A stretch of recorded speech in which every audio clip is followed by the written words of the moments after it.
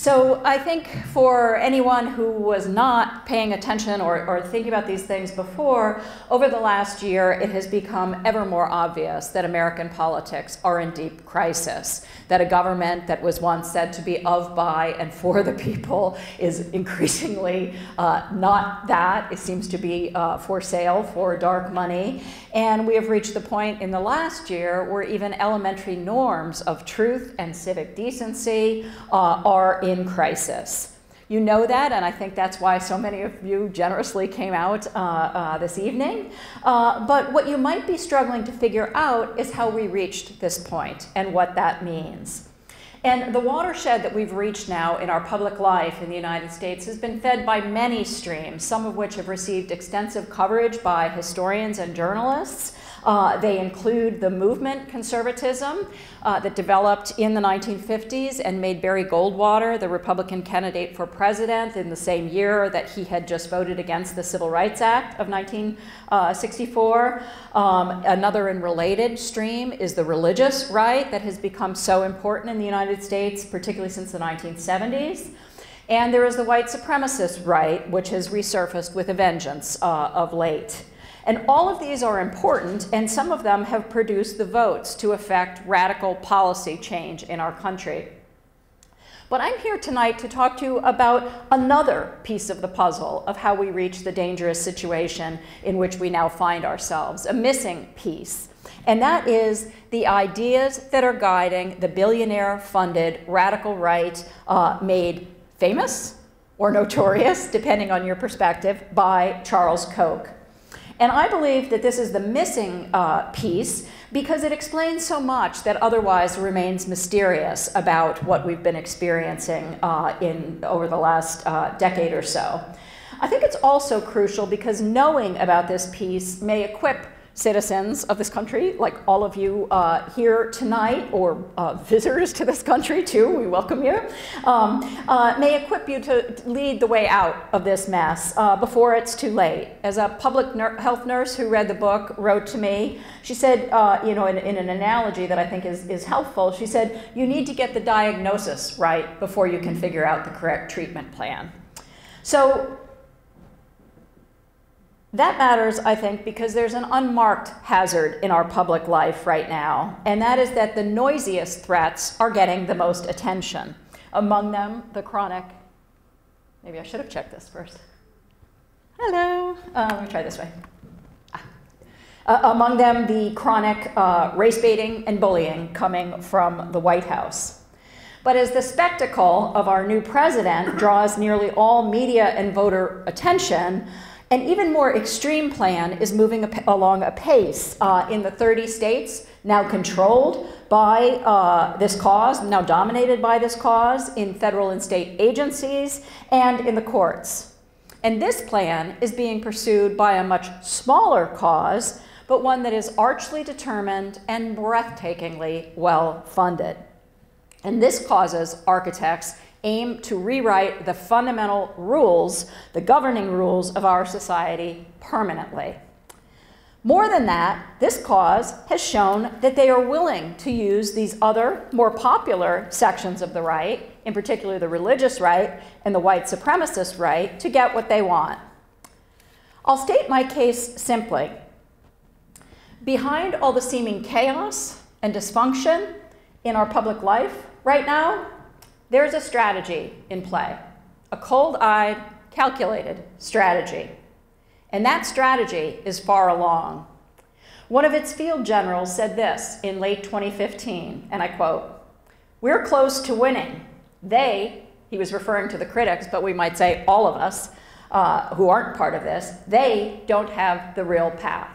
They don't have the real path." That was Mark Holden, the head of Koch Industries Government and Public Affairs operation, gloating to an invitation-only audience of billionaire and multimillionaire donors at one of the donor summits, which Charles Koch convenes twice a year now. Of course, I think most of you here have heard a great deal in the last several years about the fortune that Charles Koch has been investing in our politics. But what you've likely not heard much about is the ideas the technology, as Charles Koch refers to them, that have made those investments that have made those investments lately so devastatingly effective, where they were not, in fact, for decades. And it was an academic economist, I learned in my research, who taught Charles Koch that for capitalism of the variety they want to thrive, democracy must be enchained. So my book, Democracy in Chains, provides the backstory, or at least a different backstory of this moment in which we find ourselves as it uncovers that real path to which Mark Holden referred. In its essence, the book is a story of two men, a thinker and a CEO, whose lives converged through a shared commitment to transform the model of government that our society had built up, largely through citizen action over the course of the 20th century. The thinker was a Tennessee-born economist, James McGill Buchanan, who spent most of his career in Virginia institutions, and the CEO is, of course, Charles Koch, who spent most of his adult life, when he wasn't building Koch Industries into one of the largest privately held corporations in the world, spent most of his adult life seeking a way to make our country and the wider world, in fact, and I'll come back to that, conform to his arch vision of economic liberty, a kind of free-rein capitalism beyond the reach of voters and their governments. The history that my book conveys is first of the crucible in which Buchanan came up with this idea of enchaining democracy to insulate economic liberty. And that was as the civil rights movement was making headway in the state of Virginia, in his own campus at the University of Virginia in Charlottesville, and in the nation in the late 1950s and 1960s. And then the story turns to how Charles Koch began weaponizing those ideas and funding an apparatus to turn that vision into a reality in a messianic quest that has produced the volatile situation we're now confronting. It's a challenging story, I admit. It's not a comforting story. I've had people compare it to a Stephen King novel and tell me of their emotional reactions to it. So it's not, it is tough stuff, but I also do believe, both as a scholar and a citizen, that knowledge is power, right? And that understanding what we're really up against is crucial to figuring out how to protect and defend and perhaps even enrich and renew a democracy that most of us can now see as facing existential threat. With that said, giving you a kind of a broad sense of my arguments, I thought that rather than go on in that vein, what I'd like to do actually is share a story. And it's basically the story of how I stumbled onto the trail that led me to these conclusions. Because I think that knowing the route that led me to make the arguments that I've just put out there will give you a better sense of the stakes of all of this. Because it turns out, as I learned early on in my research, that this is not the first time that the libertarian right has shown a willingness to exploit white supremacy in a strategic manner to advance a cause that I've come to think about as property supremacy.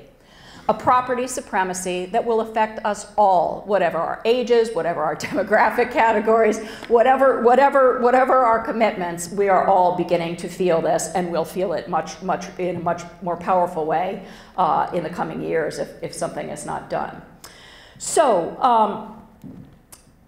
also, I think it's important for those of us in educational settings to realize that some scholars and some university administrators played a significant role in bringing us to this point. And so I think that too is a story that those of us in educational settings need to reckon with.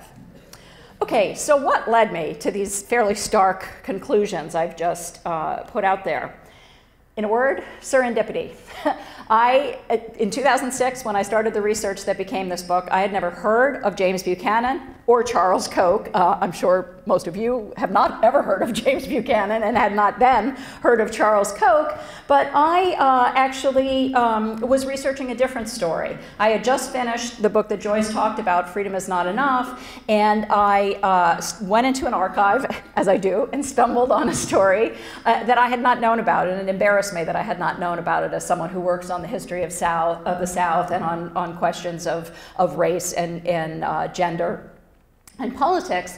And this was the story of the school closures in Prince Edward County, Virginia, where this county in Southside Virginia completely shut the public school system down for 5 years, from 1959 to 1964, to punish students who had gone on strike for a better school and who had filed a legal suit with the NAACP that became part of the Brown, folded into the Brown cases. And the county leaders responded to the call to finally desegregate in 1959 by shuttering the entire public school system. And here are some images from that. The county officials said that they were, and I quote, going out of the public school business entirely. So they shuttered the schools. They actually posted no trespassing signs on some, padlocked schools. They left black children with no formal education whatsoever, kids from 1st grade through 12th grade, no formal education whatsoever for 5 years, as the county's white children headed off to private segregation academies supported by school vouchers, what we would today call school vouchers, tax-funded tuition grants from the state government as part of its massive resistance program to Brown versus Board of Education. And I was shocked by the story. I was embarrassed, as I said, that I had not known about it. And I started to look into it. And early on, I found that these tax-funded school vouchers were crucial to the ability of whites to resist Brown by pulling their kids from school to private schools beyond the reach of the courts. And I also found something that really intrigued me, which is that the University of Chicago free market economist, Milton Friedman, whose name I think will be familiar to most of us, he had issued his first manifesto for school vouchers in 1955 in the full knowledge of how these vouchers would be used by Southern segregationists. And I knew that because I caught the correspondence between him and an editor who raised all the questions that those of us in this room would have raised, and Friedman would have none of it and continued to put out this case. So I thought that Friedman was the person I was following, and that I was telling, you know, I felt like I was onto this new story of this, what some people call free market fundamentalism, what others call neoliberalism, but this kind of buried Southern dimension to that story that we had not seen.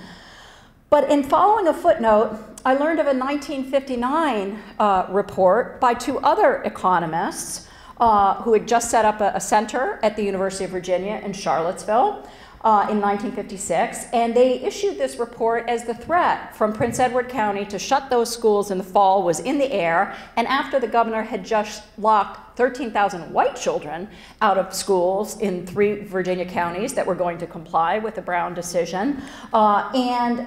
These economists issued this report in hopes of refuting the moderate mobilization of white parents, led by mothers and clergy, to keep the public schools open and to accept desegregation. And the economists wanted to counter that. And they basically argued that the moderates had the math wrong, and they weren't calculating that if you sold off all the public school facilities, you would actually be able to equalize the cost with private operators, and you could have a very efficient and perhaps even better school system by privatizing these schools. They use much of the language we now hear in the school choice world. But they were effectively calling for privatizing Virginia's schools before that verb existed in our national vocabulary. And they issued this report in the full knowledge that the schools thus funded would be white segregation academies, because those were the only private schools in question. And also, black parents and their organizations opposed these tuition grants to a person and saw them as an assault on the dignity that had just been recognized in the Supreme Court's decision.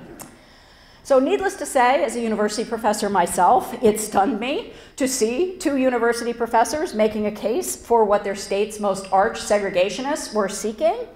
And it also intrigued me that they did so not in racist terms, but in economic terms, leveraging the authority of their discipline to back up what the most right-wing anti-democratic figures of their day were seeking.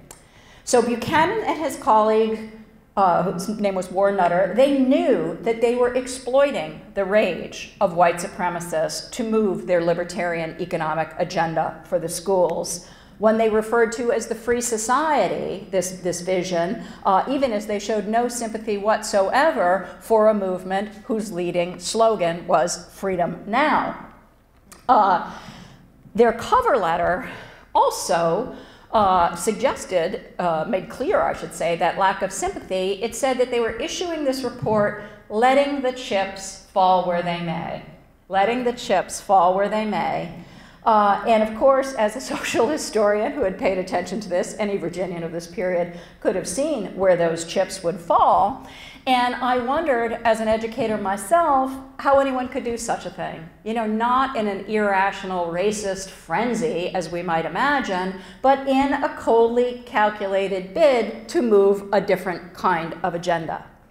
So my curiosity piqued by this, I began seeking more information about this James Buchanan. And I quickly learned that he had won the Nobel Prize in Economic Sciences in 1986 for having pioneered a new way of thinking about government called public choice economics, which became influential also in political science and in law, and I learned among activists and elected officials on the right. What Buchanan did that was new, that won recognition, was what he liked to call the economic analysis of politics. But it was not like other economic analyses of politics with which people were familiar then. It was quite distinctive. What he did was apply Chicago-style economic thinking to public sector actors to say we could only understand them as these economists understood market actors as individuals engaged in pursuing their own self-interest, their own personal self-interest. And so his concern was to show that elected officials, union officials, civil, whoever you want to pick who's active in public life, they weren't actually advancing the goals they said they were, or certainly, not the common good, but they were actually seeking their own aggrandizement, whether that was in being reelected, expanding their agencies, enhancing their dues base, etc. That was the kind of reductionist analysis that he pursued, but in very kind of high-minded terms. But also, this led Buchanan to a new theory of deficits, which proved very persuasive to many because he made sense of why governments would run deficits, not just in times of recession or depression, but in flush times. And we can come back to that, but I have learned from experience not to give the analysis of deficits to people at about, after 7 p.m. but it is actually important to today's politics, so feel free to flag it in the discussion. But I should say in that context that Buchanan's own specialty, his area of specialty, was public finance, which is the study of how governments raise revenues through various kinds of taxes and how they spend those monies. And he was also a man of the right who was concerned to shrink the size of government. With this public choice economics, he turned new attention to what he liked to call the rules of the game of politics, of the kinds of rules that would either lead to more or less taxation, one kind of spending or another, and so forth. His interest became more and more how tweaking and really bending later the rules of the political process could yield different outcomes. So I do want to say that this public choice economics has had broader purchase, that there are some people who are not on the right who find this a useful tool to think with, that it poses interesting questions, and I totally recognize that. But I also learned in my research that Buchanan's version of this broader school, what he and his colleagues called the Virginia School of Political Economy, was always distinctive. And Buchanan himself said, looking back in a documentary, that when he set to work in the late 1950s, the idea of the public interest was dominant. The idea that elected officials tried to advance the public interest. That was kind of hegemonic at the time. And he said, that's what I wanted to tear down. And so I thought to myself, again, this is a whole new world to me, I thought, why would anyone want to tear down the idea of the common good or the public interest? Reading more, I learned that to a libertarian such as Buchanan, there is no such thing as the common good. Any such notion of shared purpose, he believed, as did his allies, will lead government to coerce those who don't agree with the majority. And democracy, Buchanan and his colleagues came to argue, violates the individual liberty of the minority. The minority that they were particularly concerned with over the years was the minority of wealthy taxpayers and corporations who did not share the majority's view of the public interest as that had emerged over the course, from the progressive era through the New Deal and on to shape public policy. And Buchanan and his colleagues also went further to argue that government all but steals the money of this minority of taxpayers if it taxes them for purposes they don't share. And he could become quite agitational about this, even in his scholarly work. So in one 1975 work, he said words to the effect of, what difference is there between a mugger in Central Park who steals my wallet and a government who takes my earnings for purposes I don't share? It's perhaps language that you've been hearing more of. But basically, he was at pains to argue that we are not our brother's keepers, right? Or that at least we should not be able to use our neighbors' taxes for purposes that we and our fellow citizens deem to be important. And he came to talk about all of this in very stark and foreboding terms that are now widespread on the right, although people have not known quite where they came from. I'll give you a case in point. Some of you may remember when Mitt Romney was campaigning for the presidency, and he said at a dinner for donors who had paid $50,000 a plate in an offhand manner that 47% of the electorate would never vote for him because they were too dependent on government to support a candidate such as he. And that speech was taped by a shocked and appalled bartender who got it out to the rest of us. And some people think it lost Romney the election. But what's really interesting, too, I think, is that at the time, most of us thought, wow, this Mitt Romney, what a creep, you know? How could he be saying this? What we didn't understand is that he was expressing ideas that were widespread on the right by that point. And that, in fact, by then, the Heritage Foundation was maintaining an annual index of the dependency, they call it, to chart how much we rely on government. And so what I learned in my research, though, too, is that it was Buchanan who had given scholarly imprimatur to this kind of thinking. And that he had also gone further to kind of agitate people with the language that he chose. So he spoke, for example, of net tax recipients, the people who get more from government than they pay in taxes. He spoke of them as, and I quote, parasites on the productive. He also warned of predators and prey, employing a dehumanizing vocabulary that made citizens who look to government to address their needs, whether it's senior citizens who need Meals on Wheels, or whether it's environmentalists who look to government for monies to clean up their waterways, or whether it's public teachers who look for smaller class sizes and better wages. All of those people, in his view, were the predators. And the prey were these unwealthy, or unwilling rather, taxpayers being coerced by government to give for things they did not believe in. I think that you can see that it's, if you think about it, that this is a vocabulary that is disinhibiting. It's a vocabulary that licenses hostility toward one's fellow citizens, and it is a language that is rife on the right today. As I read more about this cause and dug deeper, I also learned that for folks who think this way, justice is a simple matter. I keep what I earn, you keep what you earn, and you collectively can only legitimately tax me if I share your goals and methods.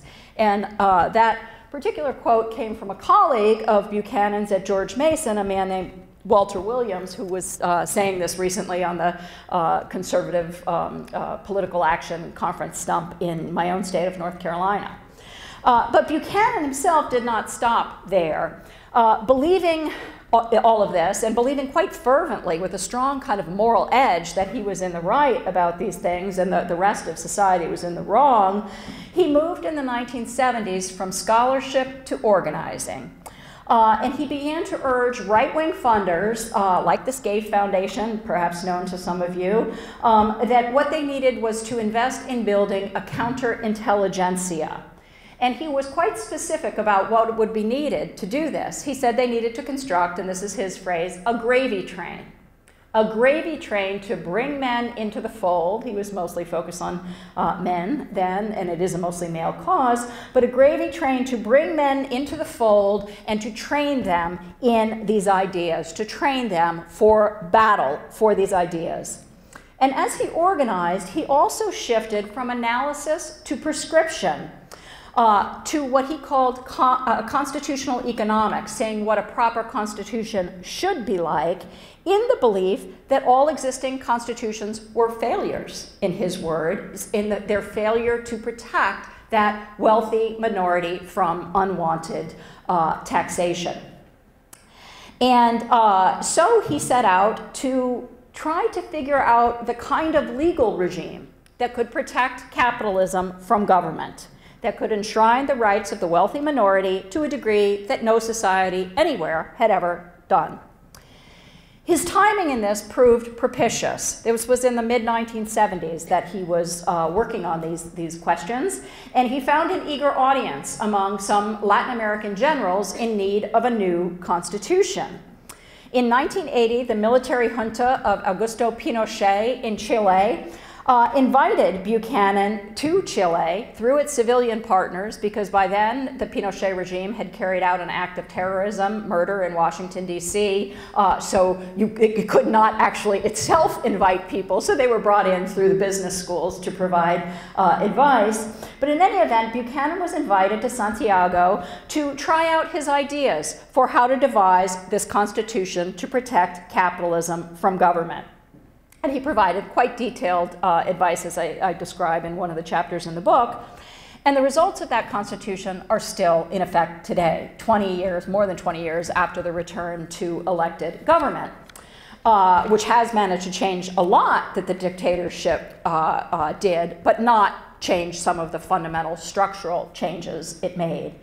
And as a result of that, there were huge frustrations built up in Chile, not least because this privatized education system had made Chilean higher education the most expensive in the developed world, so it was out of reach for most working class and middle class families. There were huge demonstrations in the streets about education, but pensions were also an issue. All of these things were concerns. And in 2013, Michelle Bachelet, a president who was elected by 2/3 of the Chilean people on a wide-ranging reform platform, got into office and found that this constitution prevented her from delivering on the promises she had made on the campaign trail.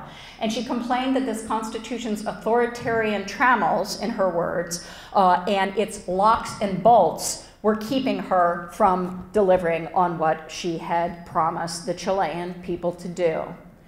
And I am sorry to have to alert you that that story and that experience is not of purely historical interest. In fact, that kind of constitution with locks and bolts is now coming to America, thanks to advice from Buchanan and pressure from the Koch donor network and the organizations it funds and the political allies it has in radicalized Republican-dominated legislatures around the country, who are determined to bring to the US the kind of binding restraints the Chilean constitution has without informing the public of their true goals. In fact, Charles Koch talks about all of this, being someone with 3 engineering degrees from MIT, in terms of technology. And he said when he got earnest about putting this plan into motion in 1997, he said, since we are greatly outnumbered, meaning most people don't agree with us, the failure to use our superior technology ensures failure. So this new Constitution is an example of that new technology applied. And as a result of the work of the American Legislative Exchange Council, ALEC, that many of you have heard about, allied Republican legislators changed by the dark money that is now used as a club with primary threats against anyone who doesn't toe the line and rewards for those who do. This cause has now lined up 28 of the 34 states needed to call a constitutional convention under Article 5 of the Constitution. This is an incredibly radical gambit. Our Constitution provides 2 ways to ratify it, right, or to amend it. One is through Congress going out to the states. That's happened 33 times, no big deal. Lots of good things have come as a result of it. Very open to scrutiny and public debate. This other strategy of going through the states has never been tried. It's so radical that it was condemned by a couple of very committed conservative Supreme Court justices in earlier moments. And again, it's not happened since 1787, and it's now possibly a year or 2 or 3 away at the rate that the right has been going in lining up these authorizations. So we're talking about a really serious, determined bid to effect quite radical change. Now, you might be wondering how I was able to put together the way that Buchanan's ideas had been weaponized to create this real path that Mark Holden talked about, that the Koch network is using to shackle democracy. And the answer is, again, coincidence. I moved to North Carolina in 2010. When I moved there, I was still working on the school story, but I had become more interested in Buchanan.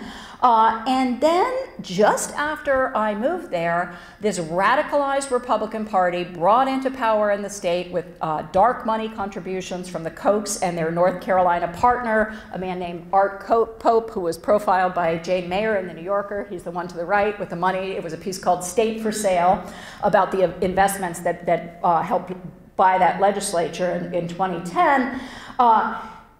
This radicalized party won control of both houses of the legislature, and suddenly the things I was reading in Buchanan's work that still seemed so abstract and sometimes impenetrable became real and concrete and threatening to achievements built up over generations by moderate and progressive North Carolinians. And the Koch network and this man, Art Pope, through his various think tanks, were also boasting of the big bang, they called it, they were delivering to this once moderate state as they made it a laboratory, in their words, for this cause. So what did I see happening in this shock and awe style big bang in North Carolina once they came to power in 2011? First, let me frame it.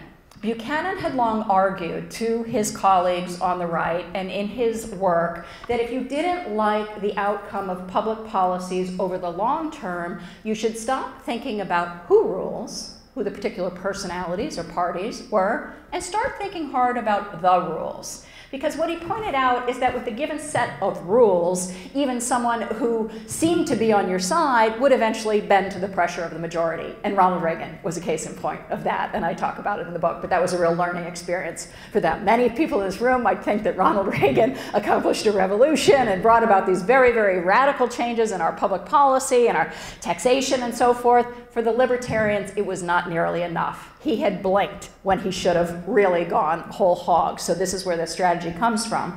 But anyway, so the vision was, if you want to get the kind of radical transformation this libertarian cause did, you had to focus on systematically changing the rules of governance and ultimately the legal system, as the Chilean experience had illustrated.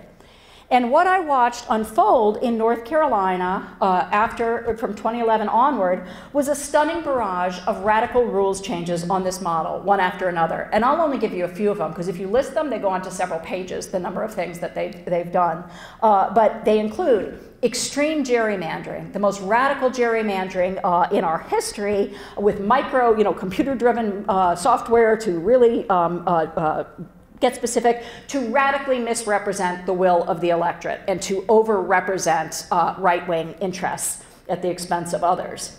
New measures to undermine workers' ability to come together in unions for collective voice, particularly public sector unions.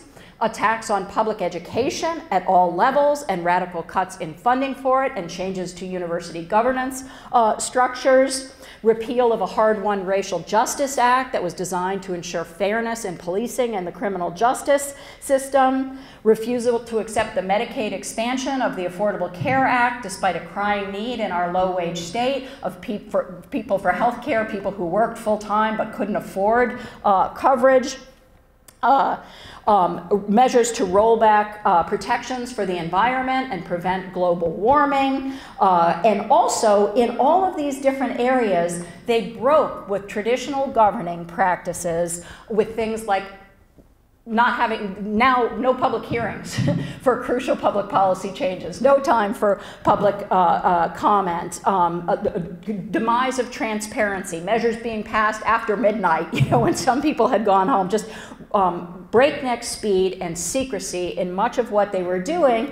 And then to cap it off, when they also got hold of the governorship in a subsequent election, what has come to be known as the monster voter suppression law in North Carolina, which not only put in voter ID, but also put radical cuts in early voting, prevented young people from voting, becoming automatic citizens, high school students as they age, and so forth. And what proved so surreal to me as I was watching this happening and doing my research was that I could see that this new Republican majority was applying Buchanan's ideas to get what they otherwise could not, and what they certainly would not have gotten if they campaigned openly on what they were seeking. But it was also unsettling to watch how critics of all of this, including wonderful, smart, well-intentioned, good people who had become my friends, who were, who had worked to bring many of the progressive policies into being, and they were shocked at the U-turn that their state was taking. And people love North Carolina, like North Carolinians love their state. I mean, people just could not believe what was happening. But I could see how, if you hadn't been reading all this weird stuff I had, you couldn't understand the operational logic that was linking these varied measures. And also, so they didn't see, for example, that the men who were pushing through this agenda were not misinformed about the consequences of what they were doing. They fully understood that thousands of people would die in our state because of the lack of health care coverage, that students' learning would be stunted by what was happening to the education system, and so on. But the people behind this agenda believed that their endgame was worth the price. They were, you could say, in cold calculation, letting the chips fall where they may again. What my fellow critics of all of this could also not see was that this agenda was backed by an ethical system. I understand why they couldn't see it, because it's an ethical system that is at odds with the best of every major religious tradition in the world. But it is an ethical system that has its own stark coherence that we need to understand if we are going to know how to deal with the crisis that Buchanan's ideas and Koch's money have created. To make this very concrete, the libertarian morality deems it better to have people die from lack of health care than to receive it from government, from taxes paid for by others. And ultimately, really, if you drill down and pay attention to these guys, that is what they mean by personal responsibility. Not what we all mean when we get up and start with brushing our teeth in the morning, right? And putting out breakfast for the family and doing the other things that all of us who do, because we're all responsible, right? That's not what they mean. What they mean is you should be on your own. And that also, if you fail to save for your future needs, by exercising that personal responsibility. If you fail to save, you deserve your fate. And you can also hear in some of their voices that not only do you deserve your fate, but that your fate might have instructional value for others. If they see what happens to you when you can't get care, when you have no unemployment insurance, when your elderly relatives have to come home and live with you because there's no more Medicaid to support them in the nursing home center, then everybody, they believe, will start to save and exercise that personal responsibility. I learned all of this and more in 2013 when James Buchanan died, and finally that September I got access to his private archive at George Mason University. And in his photos going back, in his records going back to the 1950s, I found my developing understanding of all of this confirmed. And I found it confirmed in a way that sometimes, I have to tell you, took my breath away. I'll give you just one example. In his private office, I found, stacked on a chair, helter-skelter, a pile of documents that exposed how Charles Koch and operatives from some of the main organizations that he funds, and George Mason University economics faculty, and George Mason University higher administration, particularly the provost and the president, had cooperated to establish a base camp for this highly political project in this public university just across the Potomac from Washington, D.C. I learned that it wasn't just Buchanan that Koch could count on at George Mason. There was a whole team of people. One of them was a man named Henry Manny, who Buchanan had gotten hired as the dean of what is now the Scalia School of Law. And Henry Manny had been running a summer program for judges since the early 1970s with Koch's underwriting.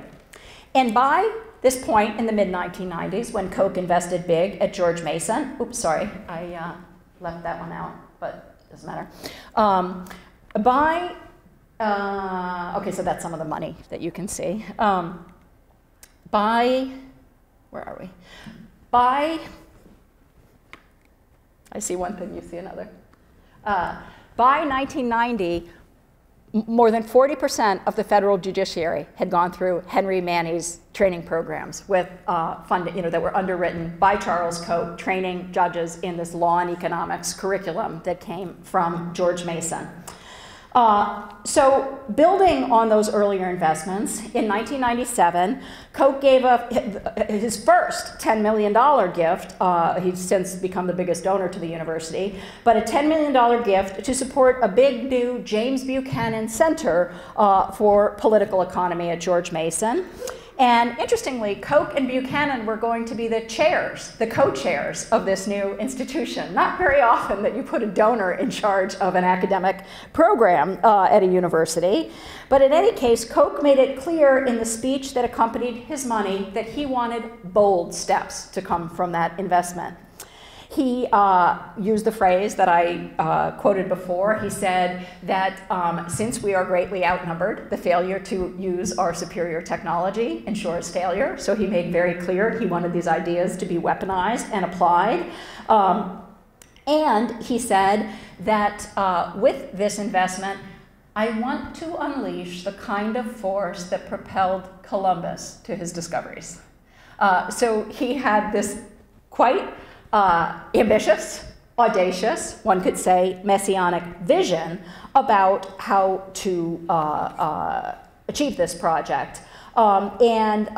Buchanan, interestingly, got pushed aside when he raised some questions, but the operatives that Koch put in place on the campus would show none of that reticence and reluctance. One of them was the aptly named Richie Fink. And Richie Fink, so there's so many names in this project that could be from Charles Dickens, but Richie Fink actually describes the role of universities in this quote, saying that their strategy uses the universities along with the think tanks, along with the dark money investments in politics to achieve the ultimate goals. Let me pull back, though, from that university story and put it in the larger context of this overall Koch project of political transformation to wrap up here.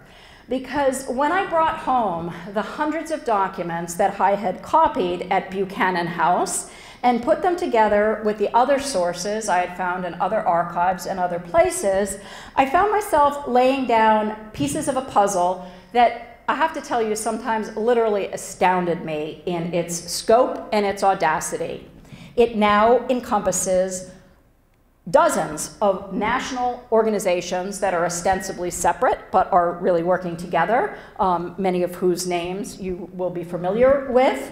And if you include the organizations that are affiliated with what's called the State Policy Network, including you have one here in Massachusetts, is it the Pioneer Institute? I usually copy them down, but I forgot to bring that one. But if you include those, the state affiliates, and you include the international affiliates of something called the Atlas Network, which operates in 90 countries with 450 member organizations, you are looking at hundreds of organizations that are very well-funded collectively, that are working to radically alter government and society to bring this kind of unfettered, free-rein capitalism into being, again, without being honest with the people about what the real goals are. And one of the most obvious is privatizing Social Security and Medicare, something they don't openly say, but they are working for step by step. So, as a historian of the South, I also came to realize something else as I looked on all these materials that I had collected, and that is that the form of government that these men see as ideal, that these men see as the free society of their dreams, would look a lot like mid-century Virginia in all but the state-mandated segregation. When Buchanan set to work in Charlottesville, Virginia in 1956 with an avowed mission at his center to preserve liberty, as he put it in the center's founding documents, that state had just been identified by the great political scientist V.O. Key as the most oligarchical state in the South and therefore in America. And Key, who had a kind of a wry sense of humor, wrote that next to Virginia, Mississippi is a hotbed of democracy. But think about it yourself in light of what I've shared with you tonight and what you've observed over more than a decade now. What is the substance of Buchanan and Koch's vision of liberty, but mid-century Virginia, the state, as V.O. Key said, subjected to, and I quote, the most thorough control by an oligarchy? As I said, the state-mandated racial segregation would go, but we need to recognize that nearly everything else that characterized mid-century Virginia enacts the kind of dream political world of these men. Just some examples. The use of right-to-work laws and other ploys to keep working people powerless. The suspicion of public education as a source of subversion. The insistence that governments should not be allowed to interfere with property rights to stop discrimination. The deployment of states' rights legal arguments to prevent the federal government from promoting equal treatment. The regressive tax system and refusal to make forward-looking public investments. The opposition to Social Security and Medicare and any other form of social insurance, which were, in fact, those battles were led in Congress by Virginia's representatives, by Harry Byrd in the Senate. Oh, here's Harry Byrd. By Harry Byrd in the Senate and a man named Howard Smith in the House. And also voting rights restrictions to keep those unlikely to support this system away from the polls. Not only African Americans and low-income Americans, but also moderate, white, suburban, and urban voters. In short, rules that in their combination work to ensure the uncontested sway of corporations and the wealthiest citizens. And the question that this stealth plan presents us with, I believe, once we know it, is at one level quite simple. Do we want to live in a cosmetically updated world of mid-century Virginia and bequeath that kind of world to our children and to our grandchildren and future generations. I believe that is the real public choice. Thank you.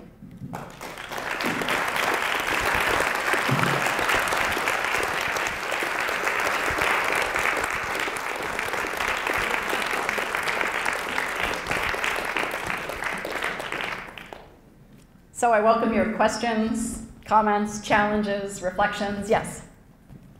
Oh, do you want to take mics over? Is that what you're doing, Carrie?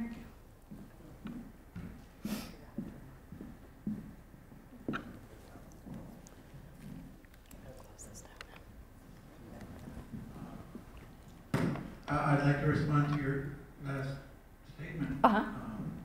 I read your book. It terrified me. I did a little bit more research. Given your characterization of the enemy, let's just use that for convenience sake, as this kind of well-oiled, super-focused machine, sort of feels like a James Bond movie.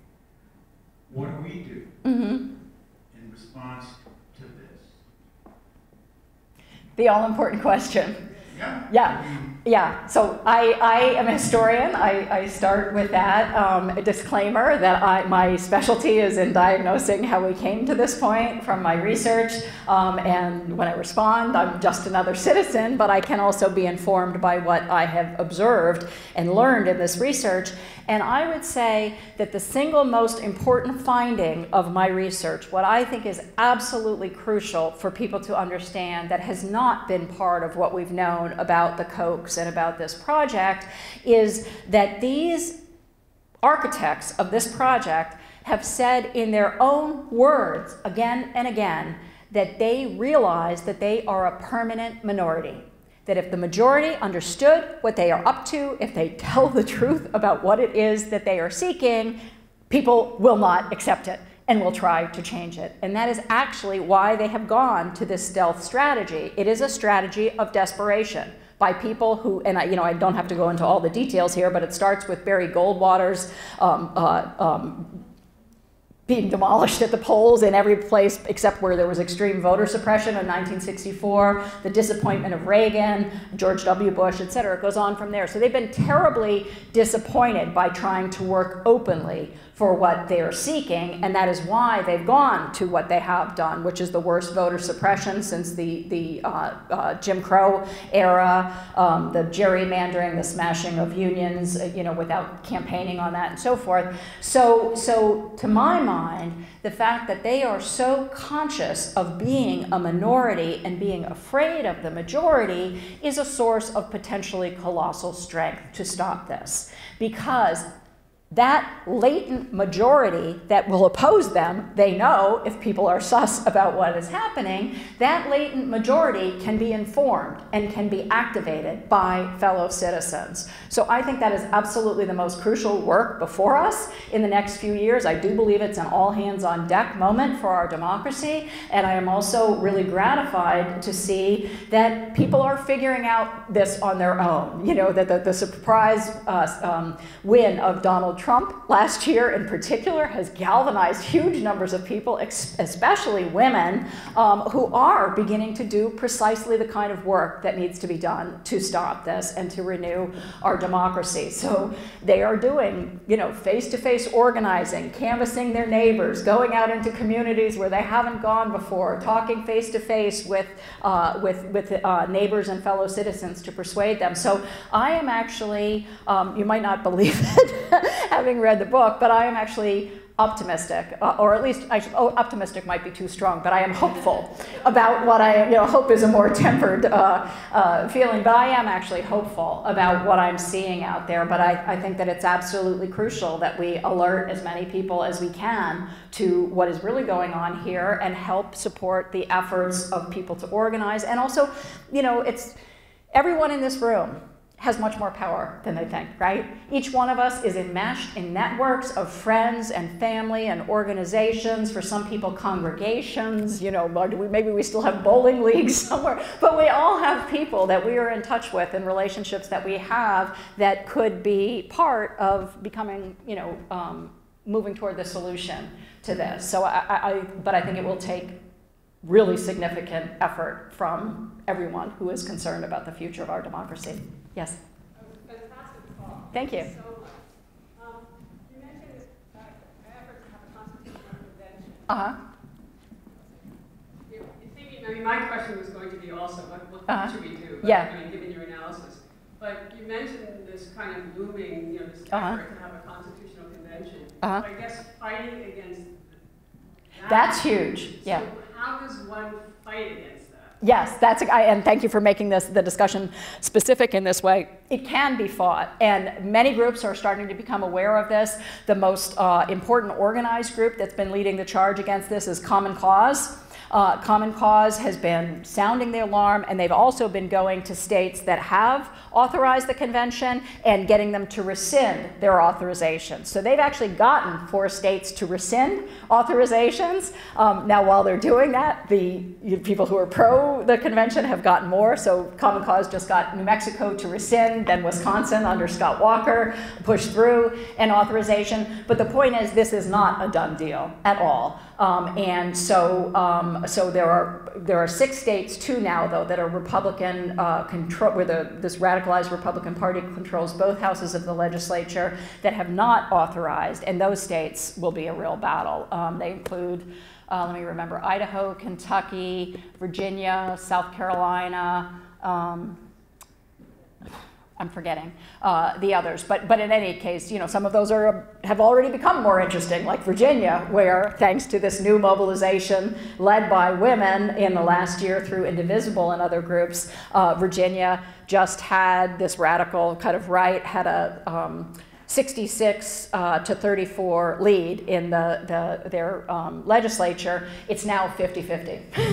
or I think it became 51-49 because they had to do a toss-up about the 1 vote, but it was closed in a single election cycle. So, I think that there's an acute challenge to our democracy right now. I think there have been some chronic problems developing over time. I do believe to really solve the acute, we're going to have to deal with the chronic problem of money in politics and the ways that it's distorted and rigged the rules of the game against working class families and middle class people and the public good in other ways. But I do think we've seen really, really hopeful signs. But Common Cause would definitely be a group that I would direct people to on the question of the Constitutional Convention. I saw some other hands back there. Yes? I was thinking about how with talking about the alt-right, I think we also miss out on the fact that under democratic policies and parties, there have been a lot of advancing of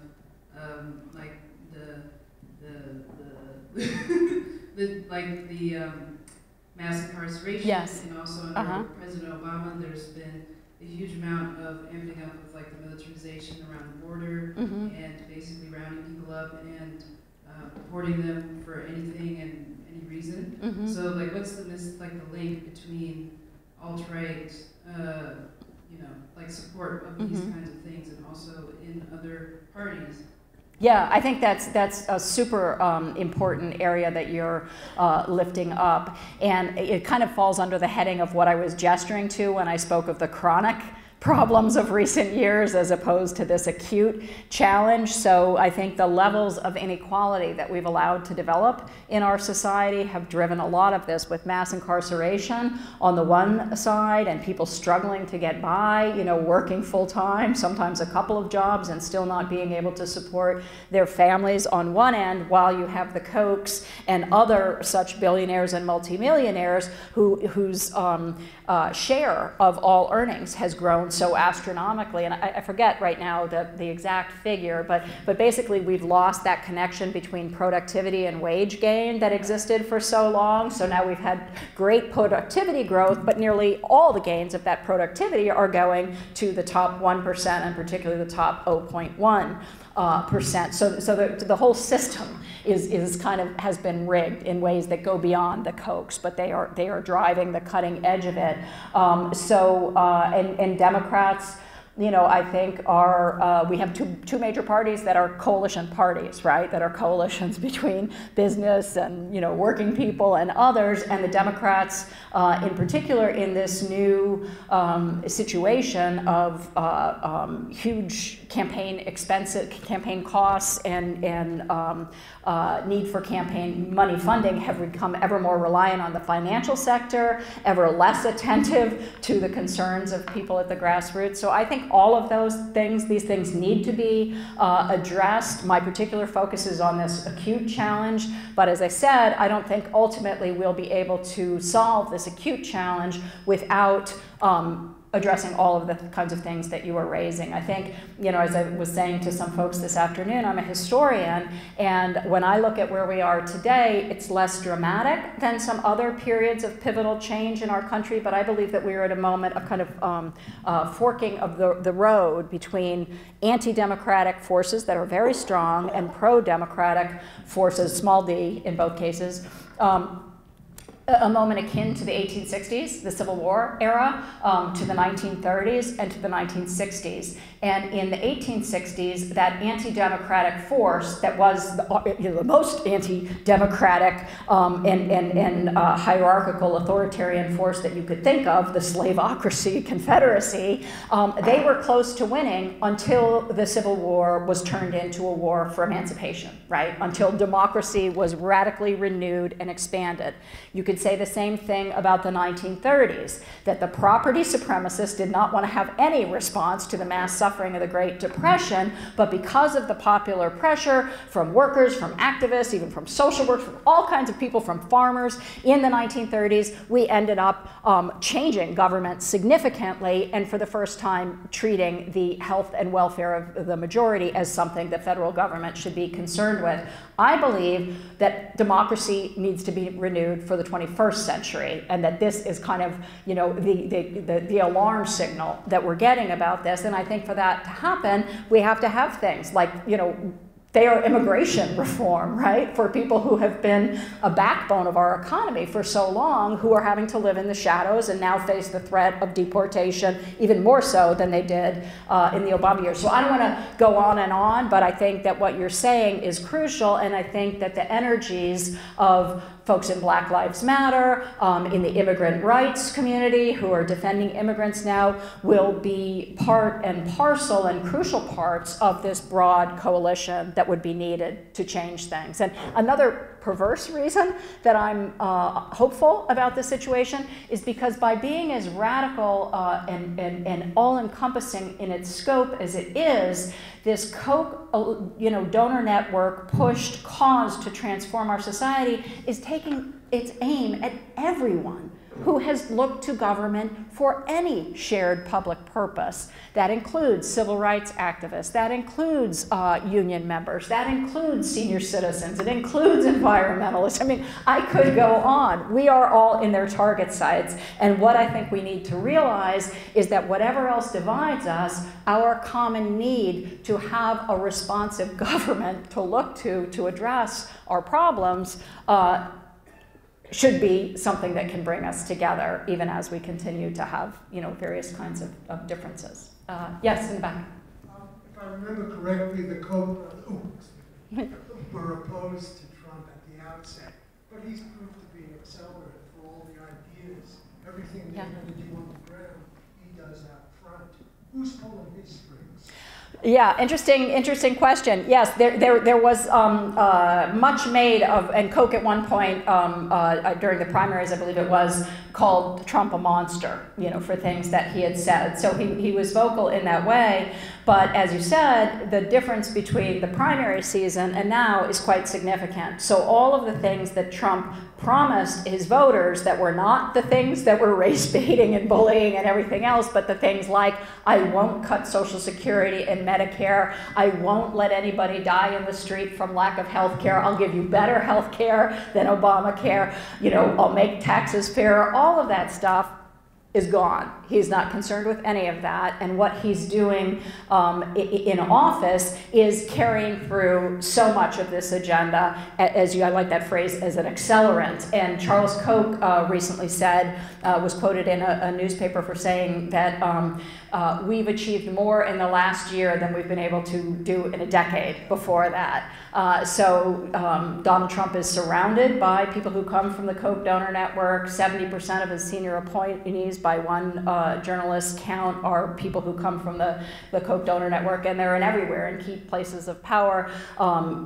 Most obviously with Mike Pence, his vice president, who was also the head of his transition task force, who was crucial in appointing people, and also Mark Short, his legislative liaison to Congress, the White House liaison to Congress. Mark Short was president of Freedom Partners Chamber of Commerce for 5 years, which is the main bank of the Koch donor network. So these are people who are really enmeshed in this. And I do believe that we've been played, and we're still being played, because every time Trump puts the shiny object out here and tweets, it's like we don't have the self-control to ignore it, but we need to ignore it, because that is what he would like us to do, is pay attention to him and his baiting and miss that in all the federal departments that address things we care about, whether it's in the environment or discrimination or the Department of Justice or all these places, they are being utterly transformed. And maybe even, Carrie, maybe you could tell people a little bit about what the research that you just did and published about what's happening to anti-discrimination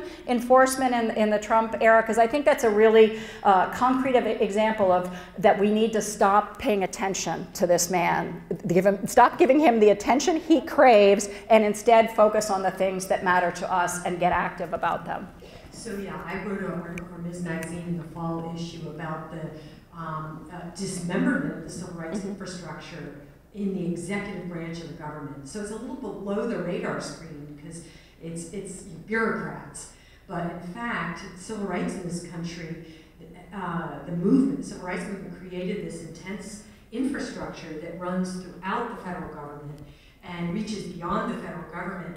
And so when Trump came in, he is rapidly disestablishing that entire civil rights enforcement network. So it's through cutting budgets, it's through appointing people that don't believe in the missions of those agencies, it's rewriting rules and regulations, again, in this sort of very fast-paced, below the radar screen way, rewriting procedures, and so, you don't have to reverse civil rights law. You just get rid of the enforcement mechanisms of civil rights law, and then of course the courts, because if you can control the courts as well and get decisions that gut the laws, you don't even need to do it in Congress.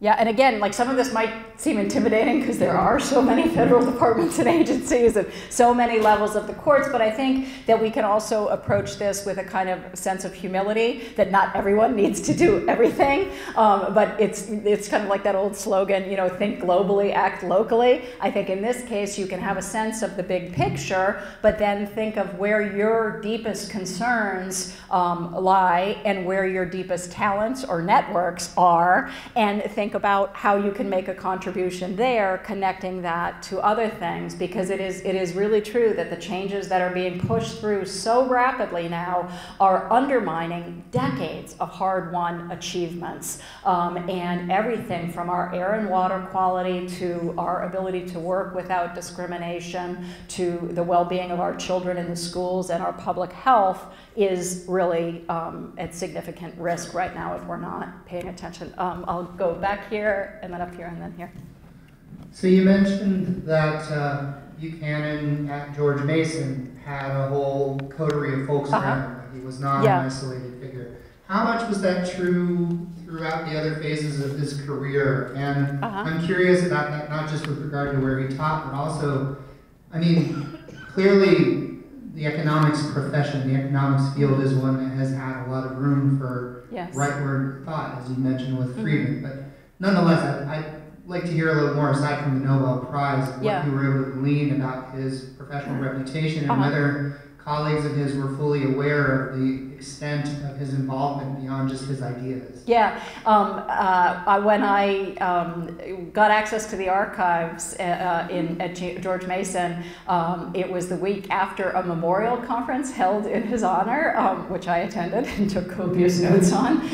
And one of the things that was said there by a top Koch grantee and figure at George Mason was that Buchanan knew from the beginning that a movement was needed. He was a movement movement builder. And so you could see that even in his first center at Virginia, and my book opens with the creation of this center in Charlottesville in 1956, as the state is in the heat of massive resistance, and Buchanan proposes to create this center to train a new generation of people in these ideas that will attack essentially this federal government and the collective powers that people had been building to move that government. So initially that was movement building in the intellectual sense, right? I mean, he was very swift about getting, you know, funding for graduate student fellowships and visiting speakers and all those kinds of things that could create a sense of community, and that's something he did at all of his subsequent academic centers. Interestingly, he also always got separate quarters for his centers, for the ideological outpost, which is something they still have at George Mason to this day. So he was in an economics department, but not even everyone in that department was connected with the center. And to give you a sense of his personality, which is very much like Koch's personality, he was so imperious and so determined to have his own way, to not negotiate with those he considered his inferiors, or, you know, people who were not as whatever up to his standards as he, that he was actually pushed out of 2 departments, not by liberals, but by conservatives, who discovered that there was a very significant and meaningful difference between being a conservative and being a libertarian ideologue. So his operations repeatedly ran aground because of that. So that's the case for him. Yes, we were talking about this in one of the discussions earlier. I think, you know, besides medical schools, which are apparently infested with like pharmaceutical money and things like that, economics departments, I think, have been the most co-opted by big money. And those of you who saw the documentary Inside Job about the financial crisis, you know, got a really dramatic case of that. But it is a problem rife in many places where there's extensive donor influence and corruption, I think, of academic integrity in some of these economics departments. But here, I can tell you about something that I did not know about when I went to print with this book, but I've since learned about, and it is a group of young people, students, who started a group called Uncoke My Campus. And they started at George Mason and Florida State, where the Koch donor influence was so significant at Florida State that the Charles Koch Foundation could veto faculty appointments and could decide they were vetting the research projects of master's and PhD students to say, yes, you can do this, no, you can't do that. So these students had had enough, many of them who were environmentalists, who were shocked by the Koch donor network's financing of climate science denial, and they started this group. The Koch donor network is making, as I said, a serious bid for outposts at higher education, you know, colleges and universities. They're now funding people at over 500, about 500 schools in the U.S., but the Koch My Campus people are working with faculty, students, and sometimes community members who are concerned and angry about this in 27 campuses, and they also do amazing research on this stuff, and they have done a lot of exposure that journalists are looking to. So even if you don't get the flyer, we may not have enough, but just Uncoke My Campus is their name, and check them out. They're really, really terrific and worth supporting. And one of the things they're doing that's very important is working with the American Association of University Professors and some other partners from higher education to design a model, kind of the words are escaping me right now, but like a model donor policy for universities that would prevent any undue donor influence. Not just Kochs, but the Kochs are the most egregious oversteppers of academic integrity. But anyway, this model donor policy is about to be released to, I think, 200 campuses where the AUP has chapters, and it will become, I think, a news story. So that's something to know too, and I think that could apply to the problem that you were pointing to with economics departments, where people are essentially doing research on contract and not disclosing that to the public. Yes? So the existence of the Koch network. So the existence of the Koch network seems to be intrinsically linked to the structure of libertarianism as this free-for-all ideology that would benefit them by keeping them at the top, which contrasts with the idea of democracy being a system that benefits all of its members. Yeah. Do you think that it is possible, given the recent mobilization of the liberal base, for some kind of liberal juggernaut to exist to the same degree as the Koch system, or does the structure of that ideology prevent such a thing from happening, such that we will continue to have to deal with networks of often conflicting liberal ideologies who are moving much more messily and in less organized fashion towards that common goal? That's really astute. Yeah, I think part of the situation with them is that precisely by having this donor network that is so wealthy and is tightly managed by Charles Koch himself, by all reports, they are able to have a kind of unity and common purpose and drive that you don't see as much on the liberal side. And one example of that would be that the state policy network that they have with the groups that work in not all the states, but by far the overwhelming majority now, they are required as a condition of their funding to cooperate and to share their best practices and share their materials with one another so they can learn from and build on one another's efforts. Whereas on the progressive side of the fence, many funders force groups who are working, in the trenches on various issues to be in competition with one another. So as one critique of the environmental movement put it, the cow people don't talk to the pig people, don't talk to the water people. And that is part of the structure of funding and the foolishness that goes on our side. So I think there are some structural reasons for some of the messiness, as you put it, I like that word, on our side. I also think, frankly, having observed both at great length over the years, I also think there's much more creativity and fun and intelligence on our side. So sometimes we just have to embrace some of our messiness, and that's part of democracy, right? That it can be messy and conflictual. But I do think that one of the things that has been amazing to me after publishing this book is that I'm speaking around the country and I'm talking to lots of different groups, community organizations, civic groups, human rights groups, environmental groups, labor union, I forget, I can't remember what I've just said. But what I'm seeing in them is they know something is radically different.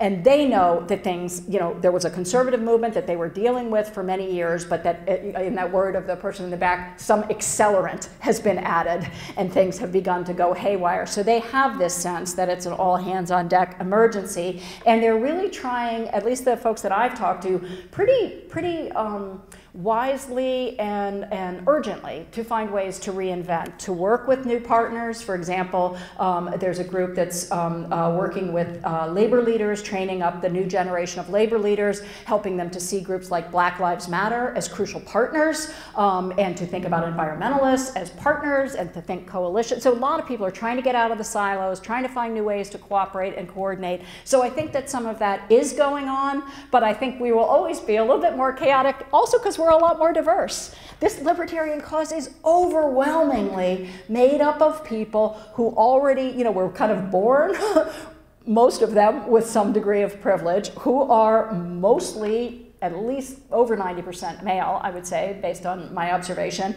and maybe about 98% white.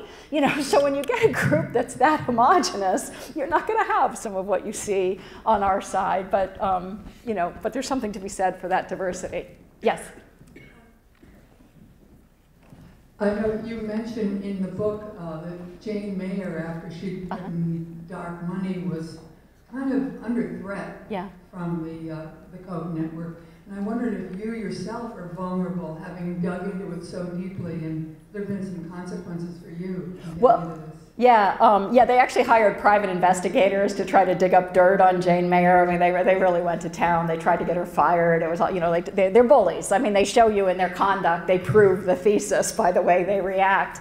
But so if you were to Google my name, if you go home and Google me, you'll see all of this stuff from the right, from the libertarian people who have attacked the book. I mean, not me. I haven't been subject to what some people have who have been attacked by the alt-right, where it's violent and threatening threats and things like that. It's been more efforts to mislead people about the book, to try to kill the book, and to try to destroy my reputation if they can do it. But they haven't been successful. They're very good at understanding the algorithms of Google to kind of drive their stuff up, but they haven't actually been very persuasive to many people. So that's been nice. But I do think that, if you take on these people frontally, you will get a reaction. But I also went into this eyes wide open and knew that they would do that. So I felt ready for it. Okay, it seems like all the questions are here. I don't know what accounts for that, but yes.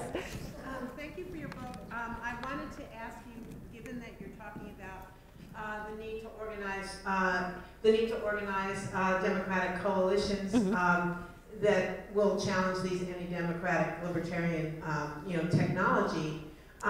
You mentioned that Hayek and the Mount Pelerin Society, from that Buchanan got the whole notion of his kind of libertarianism that basically was collectivism versus individualism. And that, in fact, we had, Hayek thought you had to fight fascism and communism, and social democracy was just a slippery slope down to that.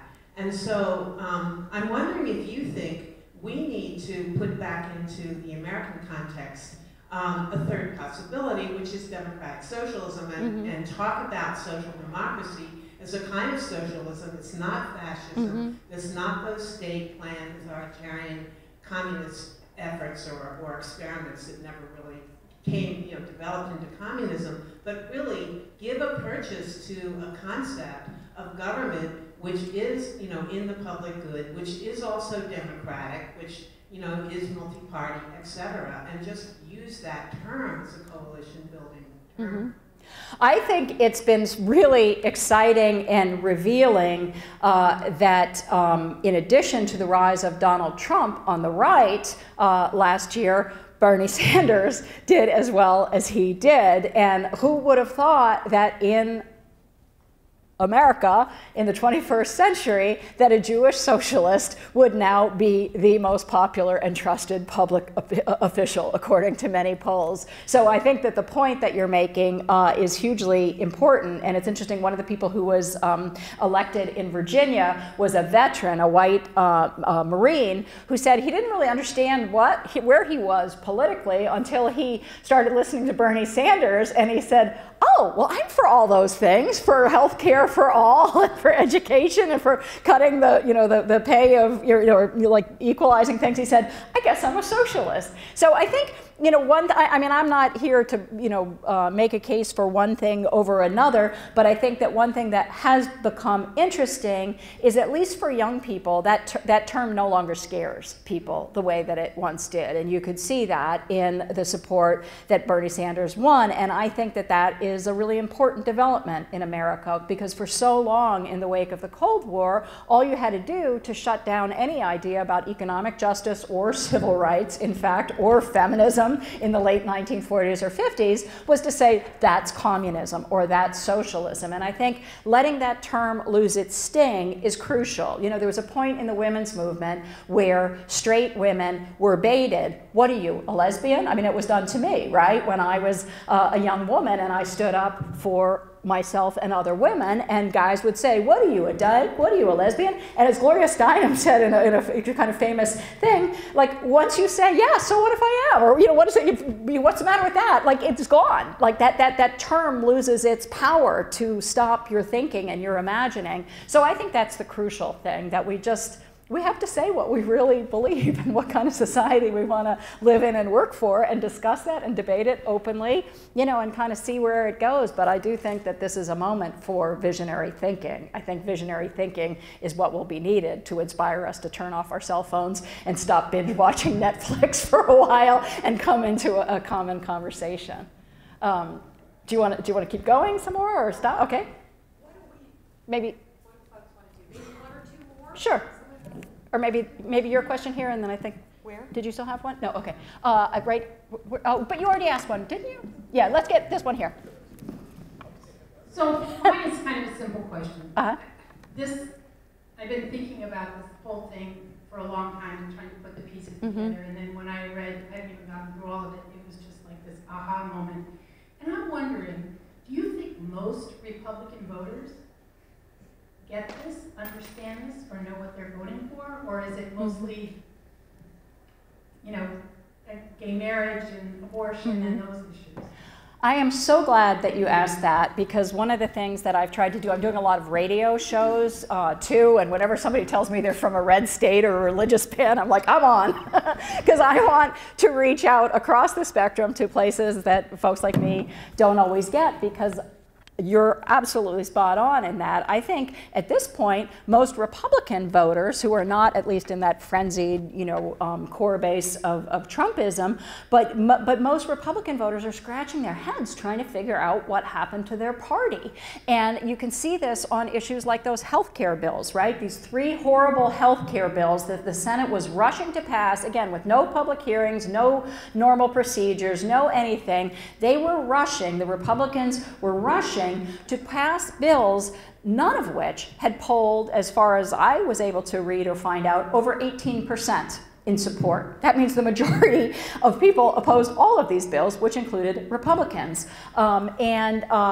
Yet the Republican Party was rushing to do that. And the reason they were rushing to do that, the book tells the story of how essentially this Koch donor network applied this Buchanan understanding of how to change the incentives to change behavior. And by creating the threat of these primary challenges from the right and the lure of the dark money that they would provide to loyalists, they have made the Republican Party into the equivalent of a kind of a disciplined, you know, Leninist party in a way that we've never seen in our major parties in this country before. And to give you an example of how far that's gone and how well this has worked, in the 1990s, in the early 1990s, before this stuff got going, there was no difference between the two parties in their understanding that what was then referred to usually as global warming was happening, that it was man-made. Of course, they differed in the ways that you would predict about how they would handle it, but there was no disagreement that there was a problem and that it was being caused by our system. By 2014, only 8 of 278 Republicans in Congress would admit that climate change was caused by human activity.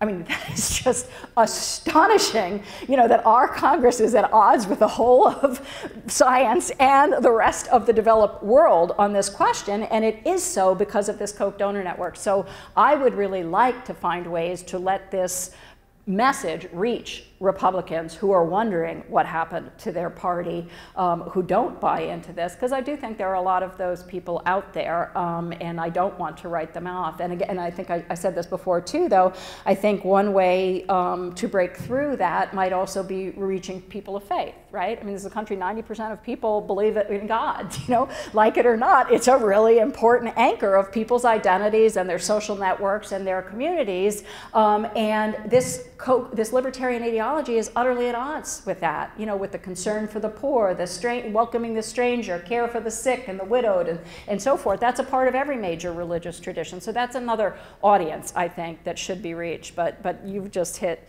a crucial question that people need to know what happened to that party. Yeah. Yeah. Okay. Well, maybe I don't know. 3 more. This up here. Here. It seems like the media is owned by these wealthy corporations. So even if, I mean, do you think they would, if they believed it, that they would let this message get out? Well, I do think that we do face a big problem and challenge in our current media environment with Fox, you know, something like Fox News, which is a completely partisan network, and with the rise of you know, the right-wing radio talk shows, Breitbart, all of these, you know, where you can kind of live encased in this world and not come into contact with empirical challenges to that. But I guess I would say, you know, we kind of have to play with the hand we were dealt, that there are still, you know, some very good newspapers in this country whose subscriptions have actually been going up instead of down for the first time over the last year. And there's also all kinds of really really exceptional online services. So I do think the information is still out there, and it's a question of how best to help people get access to that information. I saw a hand somewhere. Maybe one more question. Okay, yeah. And we can talk more informally and, you know, out there. Yeah. Thank you. I think that this knowledge is power, even if it's terrifying. My question is, do they see the corporate welfare, like the tax scam, as government interference, or that it's just do them? Yeah, that's a really good question. I think, you know, this effort is now a coalition. You know, again, Charles Koch built a major multinational corporation. He understands things like the division of labor, how you reward people, how you get their buy-in, et cetera. So I think for some of the people that folks on the left would think of as the swamp, you know, these corporations who are going to the trough and, you know, entering the current administration and getting all of these benefits, they don't see anything wrong with that. But for Koch himself, I will give him credit for being consistent. And from the 1970s forward, he was saying to corporations who were beginning to mobilize in politics then that we should be ashamed of ourselves. We need to be consistent. And if we are going to attack welfare for poor people, we should not be asking for corporate welfare for ourselves. So I think that there is that consistency. I think the rest of corporate America doesn't understand how opposed this network is to the kind of benefits they routinely depend on. But on the other hand, they have to get to the end goal, and that requires getting more people on board. And a part of me wonders, you know, with Citizens United and everything, were they actually sort of trying to flood the zone, you know, so that there would be so much corruption that everybody would just say, enough, let's get it so government can't, you know, that government will be in shackles and not able to respond to these interests? I don't know, but I will say, you know, I give Charles Koch a lot of credit for his intelligence and strategic thought. I think the left has massively underestimated this man, and I would also give him credit for, I mean, he will use whatever benefits are out there and does, but he would also, and his organizations would say, we shouldn't have this. So there is some consistency there. Well, I want to remind everybody there are books for sale right around the corner, and Nancy's available to sign your book. I know many of you brought it. And I want to thank you very much, Nancy, for coming. Thank you all for coming and your wonderful questions. Thank you.